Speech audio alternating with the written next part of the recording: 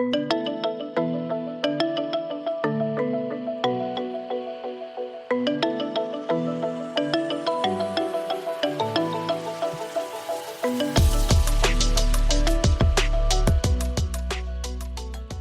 everyone. Welcome to the Unscaled Travel Show. So happy you have joined us. I'm Jeremy Long, your host, here with my co-explorer, Amy. Hello. We're coming to you from beautiful Las Vegas, Nevada in the Diamondback Land Surveying Studios. And we have a really interesting and fun show for you in this episode because we are going to talk about planning your first trip to Aruba. Give you some good tips that we learned on our travels to the beautiful island and kind of the things we've learned on the way, along the way. Got a couple of mishaps, but you know how we roll, man. We do it the best we can. And then we come back and tell you, hey, don't do this because it messed me up. Learn from our mistakes.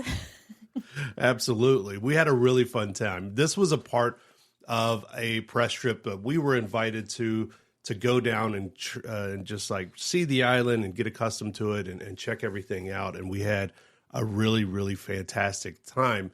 And, you know, when you're planning your trip, it's important to know where you're going, know a little bit about where you're headed into. So a little bit about the island first. So the island is about 18 miles off the coast of Venezuela. It's in the Caribbean. It's a part of what they call the ABC Islands. That's Aruba, Bonaire, Curacao, and there's a few more in there. But Aruba itself is a kind of an autonomous country within the Kingdom of the Netherlands. A lot of people don't realize that it is a Netherlands island. It's owned by them, and these, for the most part, are Dutch citizens. Right. I had no idea. So when we went there and there were all these people speaking various languages, and then you said that, I was like, oh, it makes sense why there seems to be so many people here speaking Dutch, when that was not what I expected at all, since we were so close to Venezuela. Yeah. Long history there that I'm sure that if this was a different podcast or a different show, I could get into and be like, hey, here's a lot of history. Short version is they were there, of course, had First Peoples. And then Spain owned them for the longest time, but didn't see any immediate use for them, didn't see any immediate minerals there that they could exploit. And so they kind of looked at them as useless islands. In fact, that's kind of what a lot of people called them back then, just useless islands. Eventually, the Netherlands, the Dutch came along, took over the islands, and gold was discovered, I believe, in about 1840. I believe gold was discovered on the island, and so it became real hot property. 1824. 1824, a 12-year-old herder named Willem Rasmussen. He found gold, and so it completely changed the trajectory of the island. A few years later, you enter in like Standard Oil, John D. Rockefeller, and those people. So Aruba has a very just complex history. Like a lot of places, it's a lot of fun to kind of dig into, but it is a beautiful island. And so, you know about that stuff before you go. So when you see oil platforms and a lot of Standard Oil, like old signs and things like that, you understand why do they have these things up there. But the first thing that probably pops into most people's minds when planning your vacation to Aruba, honestly, is selecting your accommodations. Where are you going to lay your head at night? And they have a ton of options. Right, because as you were talking about different ways that the island made money, but now their main source of income is tourism. Yeah. So they really like tourists there, and they provide a lot of options. Obviously, you have resorts and hotels. They also have vacation rentals, and people have guest houses that live on the island. So you have a lot to choose from. And when it comes to resorts and hotels, there was everything from La Quinta to Ritz-Carlton lining the beach. So depending on your price point, you have pretty much anything you could think of. Yeah. And like we said off the top, this was a press trip for us. And so we were hosted by the Embassy Suites by Hilton at Aruba. So when we do talk about them, it's just from our experience.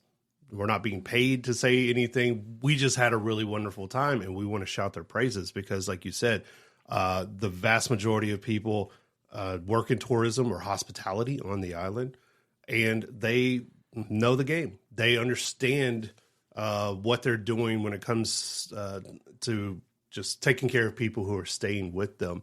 And Embassy Suites is no different than all of that. They had some great advantages. They are in an area called the Palm Beach area, right? So this is kind of like Resorts Corridor. There's a lot of new construction there, a ton of new construction going along there. But they had a lot of great access and amenities that they offered their guests. Right. It's the placement of the hotel is kind of crucial because it's in between Eagle Beach and Palm Beach, which are kind of the two more popular beaches. And this one is sort of located right in the middle. And it's not a private beach, but it is very secluded. So it almost feels like its own little private beach, which was nice because you and I went to both of the other beaches and they did have a lot of people on them. And then we spent some time at the beach outside of Embassy Suites, and it was really just a handful of people from our hotel on the beach right there. So it was nice. It wasn't super crowded. We didn't have a lot of people just running around in front of us. I laid in a chair under a palm tree and stared at the water for the longest time. Which is just wonderful. And also, I mean, you mentioned the proximity to Eagle Beach. Eagle Beach is probably one of the nicest, it's one of the most popular public beaches in the entire world. Eagle Beach oftentimes makes it to the best of the best beaches in the world when the top publications put their lists out. It's beautiful. The sand is white, that kind of white sugary sand that you love. The water is turquoise, blue, and green. Just, it's beautiful. And just everything about it just screams like what you think about in your mind right now when you're thinking of a paradise island vacation. This is the beach you're thinking of. Right, right. And when we got to go swim in the water was nice and warm, all year round. And it's just a really great stop, and it's a must see. But its proximity to the Embassy Suites kind of just seals the deal for me whenever I'm looking, because hey, it's a walk or a nice little bike ride right there. Right. What I really liked was, you had the great beach right there, and then when you go up to the Palm Beach area, that was where all the restaurants were and the stores, and kind of that touristy experience to check out all the different things, because as you were mentioning, Aruba has a lot of different cultures there. So you have a lot of different options when it comes to food and other experiences. And I felt like the Palm Beach area gave you more variety, but the Eagle Beach area was like the better beach experience. Yeah. So the Embassy Suites Hotel was right in the middle of the two, and we could easily get from both areas walking or taking a bike. Yeah. And if you're going with a family and you're thinking budget conscious, or you have a young child or something like that, the great thing about Embassy Suites, I'll tell you, is they have a policy of people 17 years of age or younger stay absolutely free at the hotel. No one else on the island offers this. And then they have a list of other things that really can take care of your budget and really add in those extras that a lot of families are looking for, like everyday free made-to-order breakfast. They have an omelet bar. They have a great spread out there. Then other things. They have free laundry service. I mean, I think you either provide your own, like washing liquids, powders, but the use to the washing machines and dryers are free. Like if you have a lot of kids with you, there's all day on Eagle Beach, man, things are going to get sandy. Or like us, when your clothes are just soaking wet and you need something dry to wear the next day. Yeah, I mean, I am basically a big kid. And then other things for like, they have a really nice pool. If you just want to, lay out by the pool, they have an incredible pool with rentable cabanas that you can spend all day under.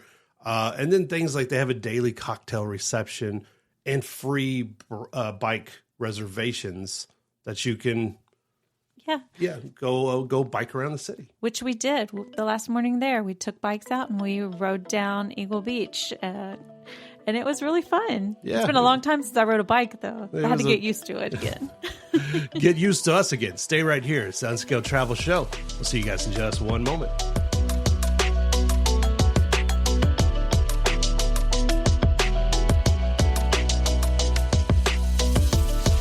Unscaled Travel Show is brought to you by Diamondback Land Surveying. For all your land surveying needs, contact Diamondback Land Surveying at 702-823-DBLS.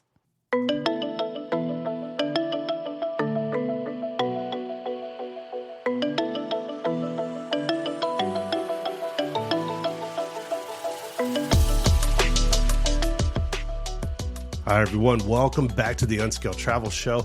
I'm Jeremy Long, here with my co-explorer, Amy. Hello. We are coming to you from beautiful Las Vegas, Nevada, and we're chatting about how to plan your perfect vacation to Aruba.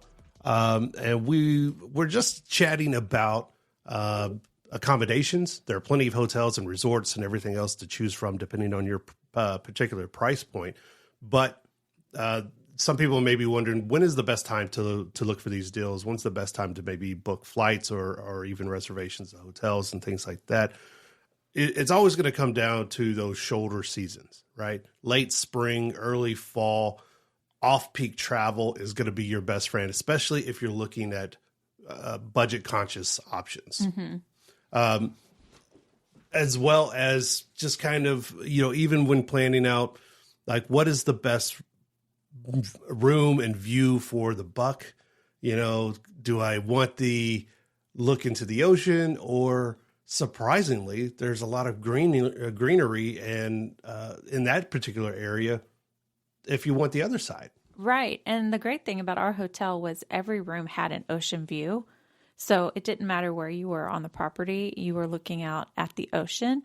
But right behind the hotel on the other side was a bird sanctuary. So you had beautiful views that way too when you're walking to your room if you happen to look out across the island. So that it was a really nice feature that we didn't realize when we got there, that we were automatically going to get an ocean view no matter where our room was. You can talk about the bird sanctuary and the proximity to nice beaches, but also other things when you want to reconnect with nature. You talk about the bird sanctuary, and right down the street is also the butterfly farm. Right. That if you just love things like this, there you go. It's literally just a quick walk right down the sidewalk there.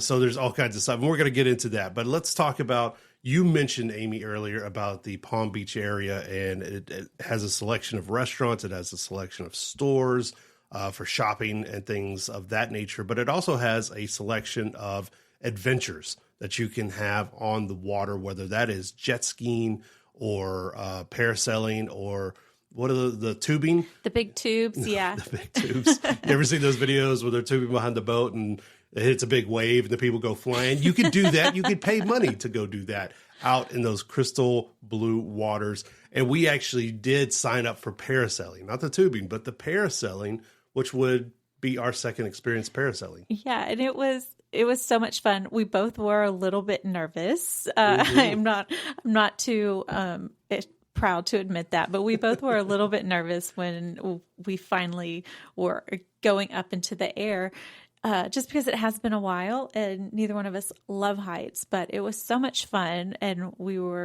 they were taking us out over the water, and we looked down and there were giant sea turtles in the water, which I loved. I love seeing animals in their natural habitat. You screamed at that second one, like, and I swear I saw it look up like, what the, but it was an incredible time. And like you said, I don't like heights. Anyone who knows me, especially you can attest to this. Like, I do not like heights at all. But when you go parasailing and you get that initial woo, that little whoosh off the boat, it becomes peaceful and relaxing. And it's great views of the beaches, great views of the island and the water and everything around there. It's something I highly, highly, highly recommend. Go parasailing and get some great views. And I even held the GoPro and got lots of great footage of you screaming at the turtles and stuff. So some footage of you pretending not to freak out for a couple of seconds. I am doing my best acting impression. But we will say, we realized while we were in the air that you had your wallet in your pocket, and we were hoping that it wasn't going to fall out. But because, and I noticed this also on another boat, but you pay while you're on the boat. So we did need to bring your wallet with us. That's why you had it. But it's one of those things, you don't pay while you're on the beach. You are on the boat when you pay. So maybe just keep that in mind, that if you have your wallet with you on the boat, leave it there before you go up. Yeah. Think about getting back into the country that you love later on down the line, or paying for anything. We also got to go on a luncheon snorkeling adventure with Red Sail Sports, which is exactly what it sounds like. You go out on one of those giant catamarans with some other people. They take you to different spots. You snorkel with the fishes. You get up close, personal. I kissed one, I think. And then they serve you a surprisingly, I don't mean this in a disrespectful way, but a surprisingly delicious lunch. Right. So we have snorkeled once a long time ago. I was a little nervous about this too, because I'll be honest here, the last time we snorkeled, a fish touched me and I did freak out. You almost drowned me. I didn't mean to, but I freaked out. So I was a little nervous about snorkeling again, but it was so much fun. I just kept reminding myself, this is the fish's natural habitat, not mine. It may touch me. There's nothing I can do about it. You're the intruder here. Exactly. But it was a lot of fun. And they took us to 3 different spots. And the second one was really interesting because there is a sunken ship off the coast of Aruba that they took us to. Yeah, they give you the full history of this sunken ship that goes back to, I think, World War II. It was sunken in 1940, they said. Okay. And, I mean, it's straight from the surface. And most of the time, I was more surface level. But seeing it, you could see it pretty darn clear. And then we had a rougher day on the water because there was a storm a few miles off the coast and everything. So the water wasn't as clear as usual, but you could see straight into it. The fish were gathering around. And in fact, some scuba divers followed us out there, and they were diving around the ship. So even if you like scuba diving, this is an excellent place that they'll bring you to check out this World War II era ship.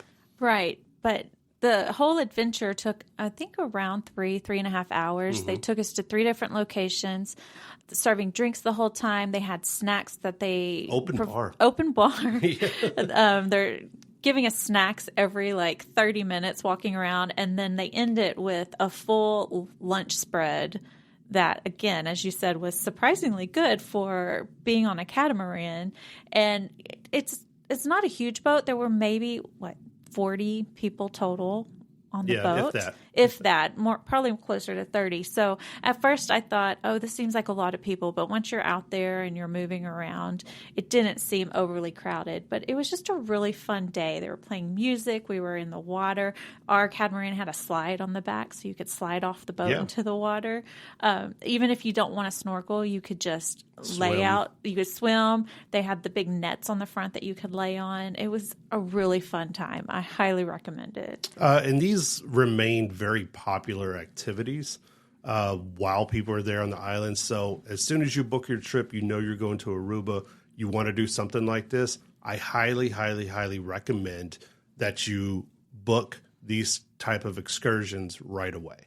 Book them as soon as you can because they do fill up, and you want your choice of company, which we did use Red Sail Sports, and you want your choice of time and locations and things of that nature. So you want to get out there and make sure that happens for you, right? You don't want to get left behind, left on the shore like some dinghy. It was a lot of fun.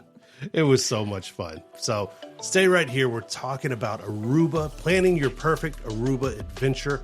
Things you could do, right? It's the Unscaled Travel Show. We'll be right back.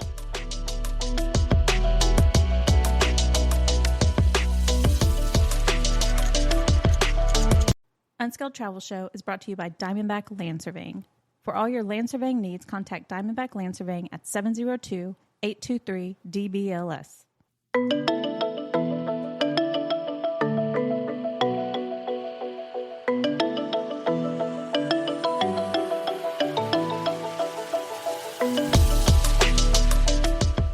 Hi, everyone. Welcome back to the Unscaled Travel Show. I'm Jeremy Long here with my co-explorer, Amy. Hi.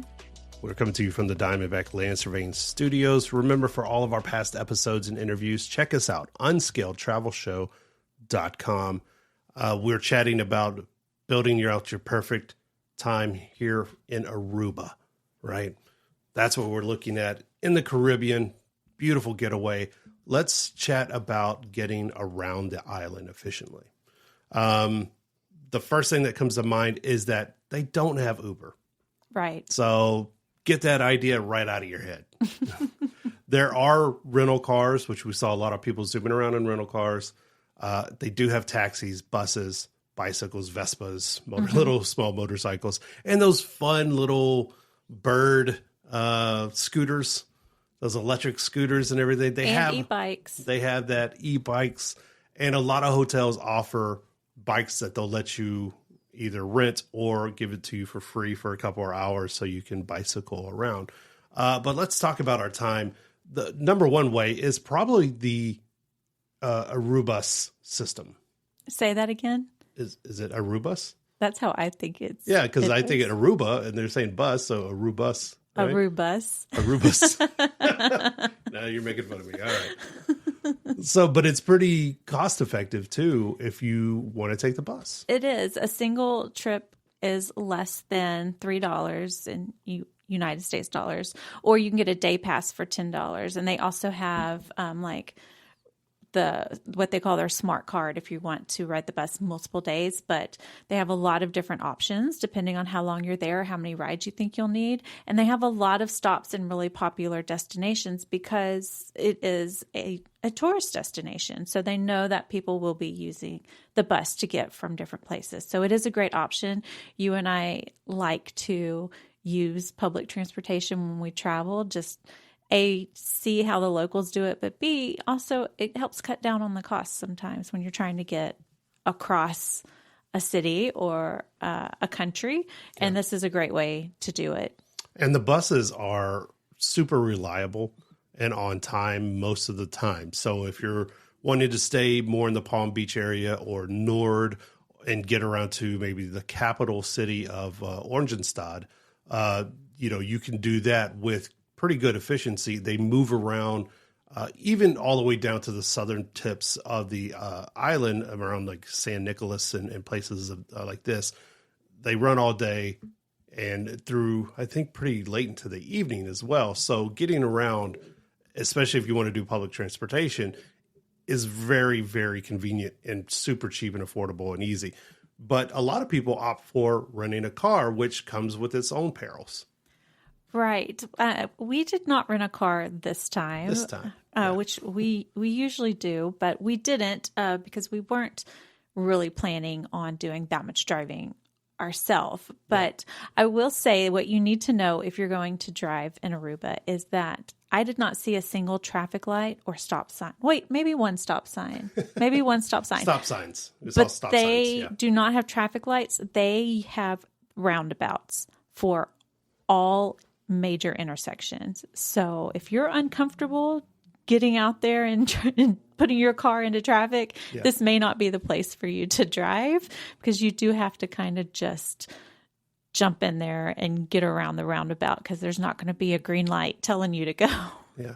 They weren't exactly like Italy crazy when driving, but it is very much you just got to drive like the locals drive and just, take off. Just pick a lane and take off. But like you said, they love roundabouts in that area. So it is something to understand.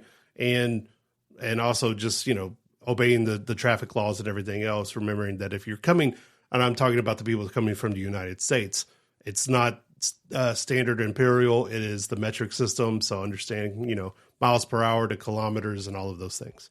Which is weird because one thing we didn't talk about is they said 85% of their tourists are from the United States. Mm-hmm. So all the signs you see, all the menus, everything is in English and the prices are listed in American dollars.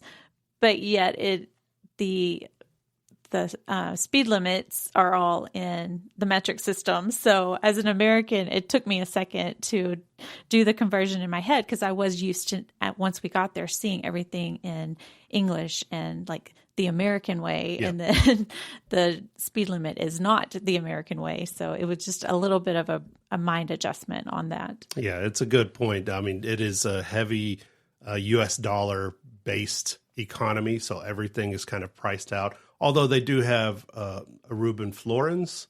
I think that's what they're called. Beautiful, bright, colorful money that I wish they used more of instead of our old bland greenish kind here. But also cabs. Cabs are available. Cabs are not readily available all the time, like, say, in New York City or places like that.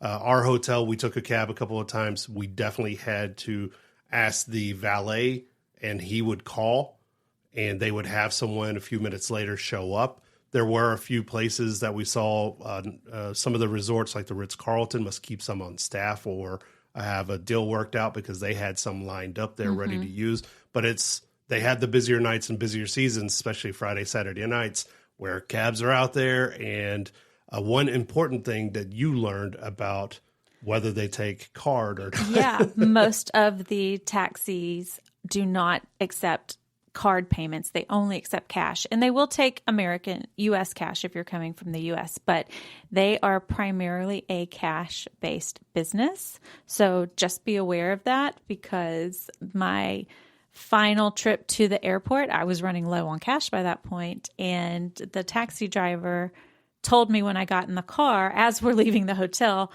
yes, I only take cash. I can take you to an ATM if you need more, which he had to take me to an ATM. But it was a little bit just unexpected that they did not take cards at all in any of the taxis that I rode in. Yeah. So, which, just being upfront about it, it can be a little, if you're not prepared for it, you don't need to, like I said, change your money over or do anything like exchange currency, but you definitely need to be aware that, hey, cash is king, right? Who needs those pesky fees on top of everything else? So there you go. So we're talking about planning and tips for Aruba. This is the Unscaled Travel Show. We'll be right back.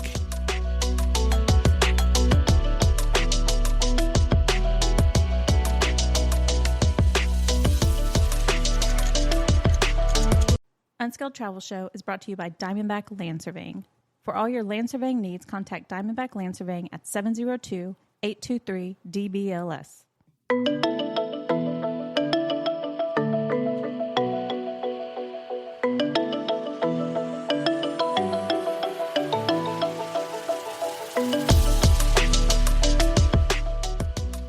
Hi, everyone. Welcome back to the Unscaled Travel Show. I'm Jeremy Long here with my co-host, Amy. Hi. We are helping you today. We are helping you plan your first trip to Aruba with some tips that we learned the hard way, some of these on recent trips to Aruba in the Caribbean. And we were chatting about moving around the island efficiently, planning for water adventures, and also where are you going to sleep? You got to sleep somewhere, right? Now let's talk a little bit about the things we learned packing for Aruba and some essentials that you need to consider before you head out there. Right. I would say the first thing, and this should be a given, but just remember, is sun protection. Right. So sunscreen, hats, sunglasses, and even maybe some long sleeves if you tend to burn, like myself. I'm very fair, so I did bring some lightweight long sleeve clothes to wear out in the sun just to give me a little bit of shade. But the one thing we didn't think about was bug spray. Yeah. And we were surprised that we were getting bitten by mosquitoes, but thankfully you found us some bug spray. Yeah, I mean, they do have little stores with bug spray in them, but it was something that I think we discussed, and we were like, well, how bad can the bugs be? Or you don't really know. Maybe you'll catch it at a good time, but it is an island. There is water. I mean, those bloodsuckers are kind of everywhere. So, and there's all kinds of, just little flies and things like that you're going to find in tropical locations. So it is some, essential thing, especially if you're sensitive to those things. So which you are. Which I am. And which it also brings up like the cortisone, things like that will help with bug bites. If that's what, if you have bad reactions to them, like I get like big bumps, big whelps on my body. Right. And it helps with all of that. But the sunscreen and the hats, like you mentioned, is something that really, we're kind of used to it. We live in Las Vegas, but at the same time, it was like totally different. It was a different feel, and it was a different kind of like climate, and the sun was just at some points just like, whew, this is pretty harsh. Because you're also getting the sun reflecting off the water onto you. So it's not just a straight down sun like we usually have here. So it did help a lot to have the extra layer of clothing. You and I went and did some other activities that we knew we were going to be in the water, but we were also going to be out like hiking and just in nature. So we kind of dressed in layers with a swimsuit underneath and hiking clothes, lightweight hiking clothes on top of it. But I think something to just keep in mind is that it is also humid. And I know a lot of people already live in humid climates, but we don't anymore. And we forgot about humidity until we got off the plane. Boy, I didn't stop sweating. I didn't stop sweating for days. Well, and I think that's part of why we were maybe a little bit dehydrated the first day was because we were sweating so much because of the humidity and we weren't drinking enough water. Yeah. Which is important. It's something that we tell people here in Vegas, but also you go in these places and I was sweating buckets, man, and I just wasn't drinking enough water. So kind of in the middle of the day, I wasn't feeling that great. And I was looking at you like, oh man, I might have to go like sit somewhere or something for a little while, but it's because I wasn't drinking enough water and, my body hadn't acclimated yet to the climate. And everywhere you go, they're offering you drinks. So, but they're not offering you water. They're offering you alcohol. Which is not water, even though it sometimes contains water. So let's talk in that vein. Let's talk about activity specific gear that we figured out. I mean, obviously you're going to bring your swimsuits and cover-ups like you'll want for water sports. If you do anything jet skiing or parasailing or something like that, you sometimes maybe want something a pair of shorts or something to put on. So you're not just getting the pull of different things happening. I'm making motions here. But also, whenever you are just in the water, it's not on every single beach, is like white and sandy. Right. Some of them have coral bottoms and a little bit of rock and shells and things like that. So you'll want to consider swim shoes. Right. We went to one beach that it looked very sandy, but once you got into the water, the whole bottom, I don't know, what do you call it? The bed, I guess. The bed was all rocks, and you couldn't see it because it was the same color as the sand. But once you got about 10 feet in, it was all rocky. So we really didn't stay in the water very long there. And then another place where we went to get to the water, you had to walk across some pretty sharp rocks, and we had regular shoes on, but then when we got to the water, we had to just kind of set our regular shoes aside and jump in the water, which was fine until it was time to get back out, and then you're putting wet feet into hiking shoes. So water shoes would have definitely have helped us a few times. Yeah, and even in that vein, and we'll talk about this in a minute, but I actually cut my foot on a rock. It wasn't a bad cut. It was there, but putting that into a hiking shoe and not just like a swim shoe or having that on really hurt like Hades. And, I have very sensitive feet too. I have little, very sensitive stuff. But also, there's things like we didn't think about and we had to reach out to a store and find one, but small backpacks, waterproof or water resistant backpacks, something you don't mind getting a little sand into or something like that, just to carry the things that you have with you. And keep them safe and everything. You'll want to do that.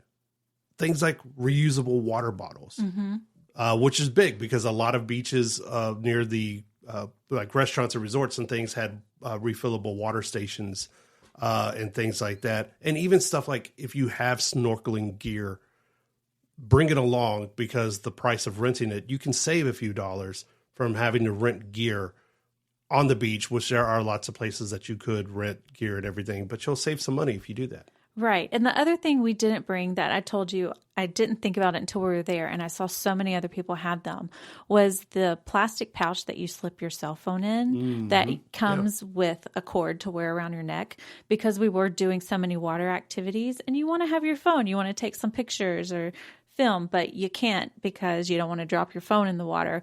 That's definitely something you should think about, is bringing one of those plastic waterproof pouches for your phone. Yeah. Bring sturdy shoes if you plan on doing any kind of rugged terrain hikes or anything like that on the island. And also remember that if you are going to go straight from the beach to the communities or any kind of religious sites, bring some cover-ups, bring appropriate attire so you don't offend people and you don't get yourself into an embarrassing situation, I should say. Keep it right here. It's the Unscaled Travel Show. We're chatting about Aruba. We'll be right back.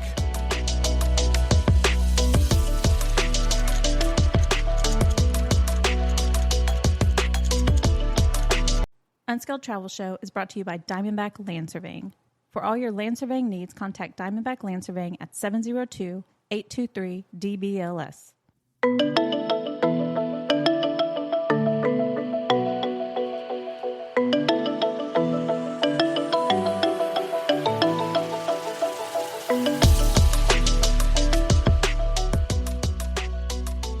Hi, everyone. Welcome back to the Unscaled Travel Show. So happy that you're here. You look good today. My name's Jeremy Long, here with my co-explorer, Amy. Hello. We are giving you some helpful, insightful tips and tricks for visiting and planning your first time to Aruba in the Caribbean. Beautiful, beautiful Caribbean. We have chatted about getting around the island efficiently, where to sleep and stay, well, some water activities, packing. We even went to packing. Now let's talk about the food. The food. Our favorite subject. The favorite subject ever. The food, obviously, the island, again, situated about 18 miles off the coast of Venezuela. A part of the ABC, what they call the ABC Islands, Aruba, Bonaire, Curacao, the Dutch Caribbean, whatever you want to call it. Okay, there's a lot of different influences into the flavors and feel of the island. What you have, the Caribbean, the Dutch, the Latin, all of that kind of combined.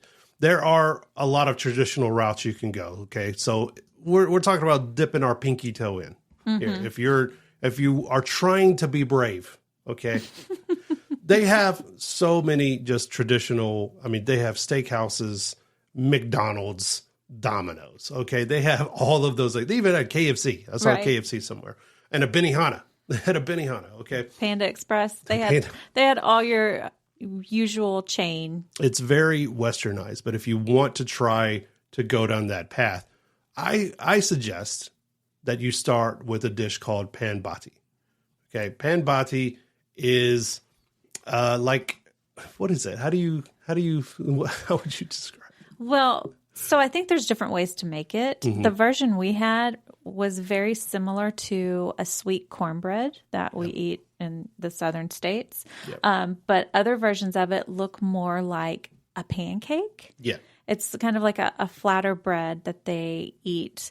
And the one that we had, they had cheese on it, but I don't know that they always put cheese. So I think there's different variations on pan bati, but it is a bread that they make in Aruba, kind of based on their personal influences. Right. I mean, it's simple. It's flour, cornmeal, baking powder, little salt, little sugar, an egg, some milk, maybe if you got it. So it is kind of like a cornbread that's cooked like a pancake, like you said. So I think more traditional would be flatter, but ours was a little fluffier, and it's delicious. It's delicious. Not overly sweet. It was so good. I just wanted to keep eating it. I was so full by the time our main meals even got there to us. So you can start right there. And if you are in the Nord area, in the Palm Beach area of the island, I would recommend the seafood, right? You're on this island. The freshest seafood, of course, is you could literally walk out into the water, and if you try your luck, you could grab a fish, cook it up. Right. I don't know if they honor that. So I wouldn't try grabbing a fish. But go to the fisherman's hut. Right. When we came in, again, what is one of my first rules when we go places? Talk to the cabbies, talk to the taxi drivers, the Uber drivers, wherever you are. They know the information. They know the hot spots. They know where the locals go. And that's exactly what we did. Yeah. As soon as we got on the shuttle, because we did have a private shuttle pick us up from the airport. And the first thing we did when we sat down, you asked the guy, where should we go eat? And he named a couple of places, but you said, of all of them, what is the one place we have to go to? And he said, the Fisherman's Hut. Yeah. And so that's where we ended up the next night for dinner. And it was pretty good. And you tried something neither of us have ever had before. Yeah. It was part of the catch of the day. And you had a choice between red snapper, which I've had before and it's very delicious, or barracuda. Barracuda. And I tried barracuda for the first time. And I will have to say, you got a new fan. You got a new barracuda eating fan right here, man. And barracudas, Google it real quick if you don't know what I'm talking about. It'll give you flashbacks to Finding Nemo. They're the terrifying fish that he's running from through half the movie. You kind of said, I actually kind of got one back from my boy Nemo. That's for your mom. Pour one out for him, man. But it was really delicious. The service was really great. And even I got surf and turf. So I also got a little 5-ounce filet with mine. And the beef was so good. And we found out, most of the beef on the island comes from Argentina. Right. And they are known for having some of the best beef in the world right there in Argentina. So I was just like, this is so good. This must be Wagyu or something like that. No, Argentinian beef. I should have known.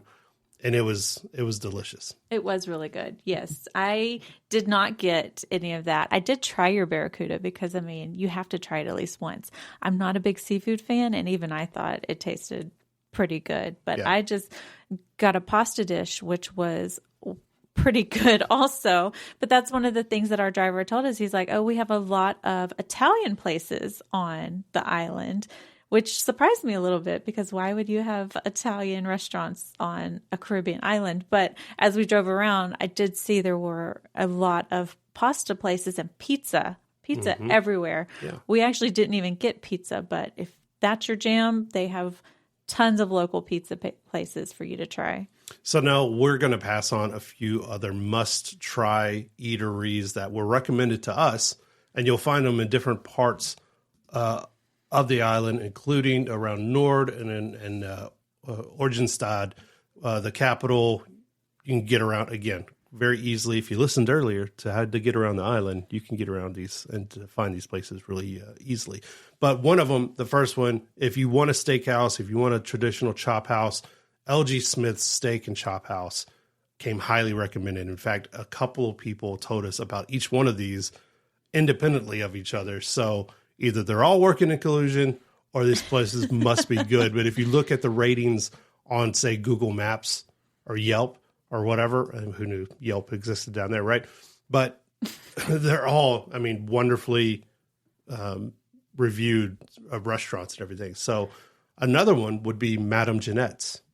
Right. He said it and I was like, that sounds fancy. And he was like, yeah, it is. I was like, well, I didn't bring anything fancy to wear. It's a beach vacation for us, but it sounded really great. And as you said, someone else mentioned it to us. So I think the next time we go, we have to absolutely stop there and have dinner. Yeah. Madame Jeanette's is fancy. It's more upscale. So if you're looking for a really nice night out, you can go and get dressed up a little bit, culture, island time, things like that, and go to Madame Jeanette's, which is seems really popular. Also, El Gacho. Sorry, this is an Argentinian place as well that you're going to have all that flair and all that wonderfulness when dealing with the Argentinian culture and flavors that go along with that. Steakhouse, it's beautiful. I wish we would have had more time to go and check it out. But there was one place that we were both kind of looking at called, I'm going to butcher this. Yeah. Yamanja Wood-Fired Grill. Now, this is one of the popular stops. This one was recommended a few times to us, and we just ran out of time. We couldn't get there. And let me go ahead and just spell it out for you. If you're looking for it, it's Yemanja. So that's why I butchered the name, because I'm terrible at that. But it's, it's just a little bit of everything you would expect. But it's another one of these places that you can, check out, man, and like get kind of dressed up and go eat it. Yeah. So when you're packing for your beach vacation, maybe do what we didn't do and bring one nice outfit so you can go to one of these nicer places, because we just brought beach attire. We didn't plan on doing anything outside of beach and kind of outdoorsy activities. Yeah. So I didn't feel comfortable going to any of these nicer places. But when we go back, we will definitely bring something nice to wear and go check out one of these fancier restaurants on the island. And even my nicer shorts were just covered with sand. Everything had sand in it. So, bring a change of clothes, bring a nice one, go treat yourself. All right? Talking more Aruba tips and tricks. It's the Unscaled Travel Show. We'll be right back.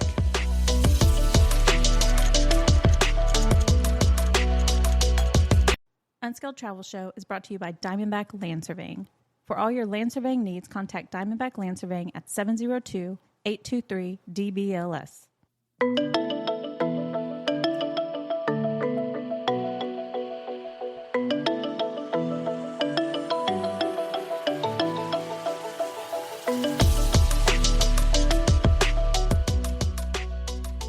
Hi, everyone. Welcome back to the Unscaled Travel Show. I'm Jeremy Long, your host. Remember, for all of our past episodes and interviews, check us out, unscaledtravelshow.com. We appreciate everyone who, when we later put these episodes on podcasting platforms such as Apple Podcasts, Spotify, different places, you like the show, you share the show, you follow the show. It helps. It helps so much. It makes us feel so much better about doing this. My co-explorer Amy here, yes, every time we get a new subscriber, she's like, yay, starts crying. So, you're helping her help me live a better life. We are trying to help you plan your first trip to Aruba if you've never been, through avoiding some of our pitfalls and also accepting some of our help and tips here. Now we're going to kind of talk about that a little bit, avoiding some of those common mistakes that you can make. One of the things is, my first thing, and I know we talked about this when we were on the beach a little bit, is that staying around the touristy spots. Mm-hmm. There's a reason that they're popular. People are there for a vacation, most of them. And so they want, if they are there and they're like, hey, I just want to spend time on the beach, there you go. There's nothing wrong with that. Do what you need to do. But also, I would encourage you to get away from some of these places, see a lot of the natural beauty, or at least some of the natural beauty of Aruba, because they have so much to offer, right? So we did, and we booked a UTV tour with, I actually went through Viator, however you call it, but their booking system, which is super popular, and we've been members of for a while now. But it circled back around to the group that we parasailed with called Around Aruba. Around Aruba Tours. So the UTV tour was taking us through to a number of their natural sites around the island, and it was so much fun. It was. I'm so glad we did it. I really think it was one of the highlights of our trip because it did take us out of the very populated areas, and we got to see the other side of the island, the coastline over there, and some of those natural bridges that you see in pictures, but you don't always get to see with your eyes. It was a really cool experience. Mm-hmm. And it started with, one of my favorite things, at an animal sanctuary. Mm-hmm. So we got to walk around the Phillips Animal Garden. Aww. And see some animals that they've rescued. Yeah. And then from there, they took us to the oldest building on the island, which was a chapel. And it's this tiny little chapel, but it was so pretty. And to hear the history of it and to find out that it's literally the oldest building there was really neat. Yeah. It's called the Alto Vista Chapel. You probably find it, as soon as you go on there. It's been around since, I think he said 1750.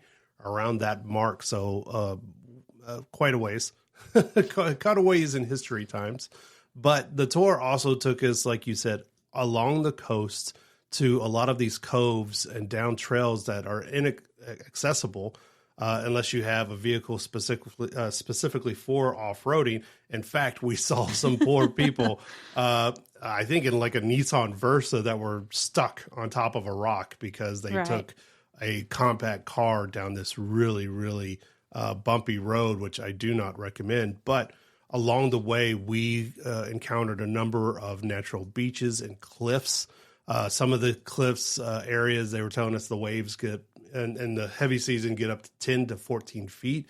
They become a really popular spot for surfers. Right. And even then, the waves probably weren't 10 feet. They were probably maybe in the 6 to 8 range, but they were still making big splashes on the coast there, along the cliffs.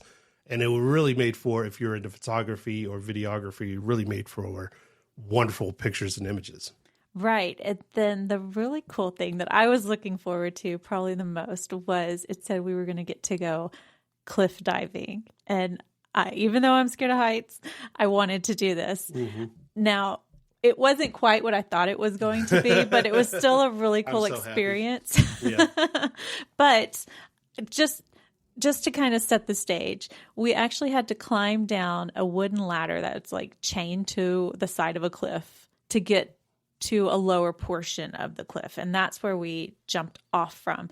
But this is where we were talking about you need some type of water shoe, because we were wearing our hiking shoes to get down there, which was needed. The rocks that we had to walk across were very, very sharp and slippery. Mm-hmm. But then you don't want to jump in the water with your hiking shoes on. Yeah. So we took them off, jumped in the water, but to get back to our shoes, we had to walk across the very sharp rocks again, which is when you cut your foot. Yeah. So I definitely recommend bringing some type of water shoe if you're going to do this. But we jumped off of a cliff that was, what do they say? It was about 9 feet, 9.5 feet.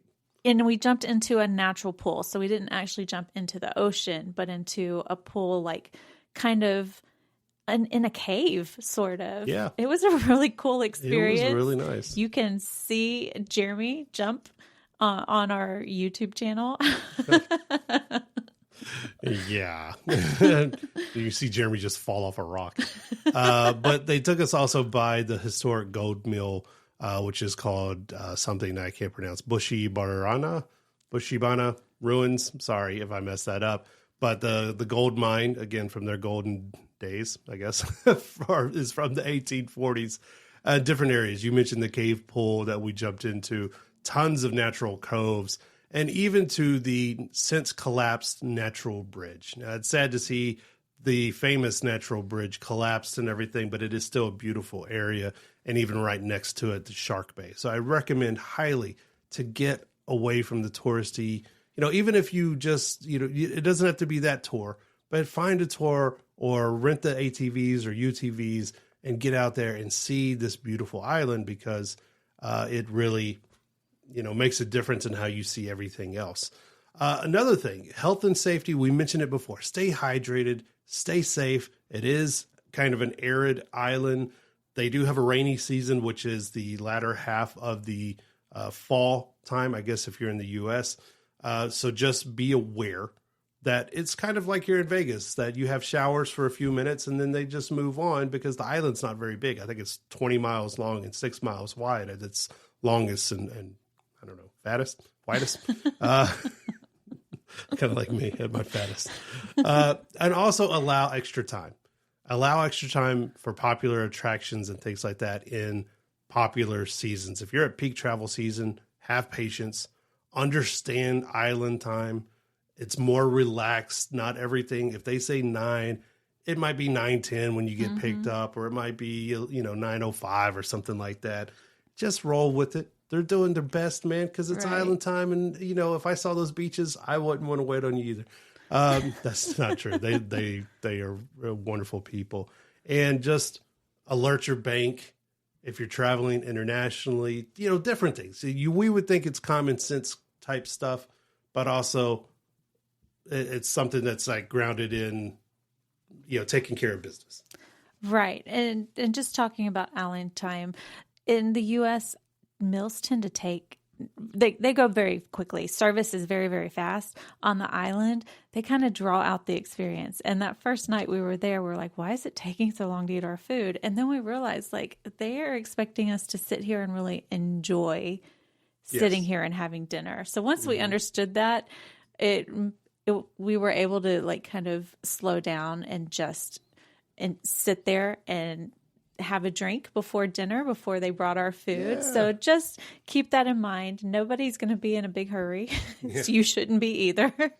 In fact, that first day you're going to feel it kind of melt away, right? But it will be helpful if you learn some basic greetings in Aruba, so you can, greet people how you need to greet them, right? So like bon bini is welcome. Bon bini, welcome. You know, bon dia, good morning. You know, what do you think good afternoon is? Bon something. Bon tardi.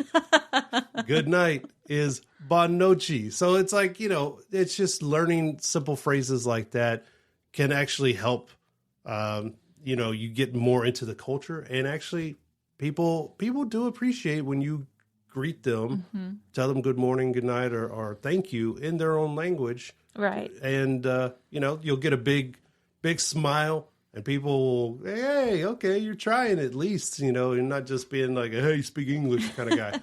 Which most people there did speak English. We did come across a few people in some of the activities that didn't, but almost all the locals speak very good English. Speak it way better than I do. But there were a few times we would ask somebody, how do you say this in their language? And we would try to say it back to them, and they would just really smile like, oh, great effort. You didn't say it right, but great effort. You tried. That's all, man. You know, and then they'll pat your head, give you a cookie, move on. So we hope this helps. We hope you wrote it down, or at least save this episode for later, right? It's the Unscaled Travel Show. We will see you guys next time.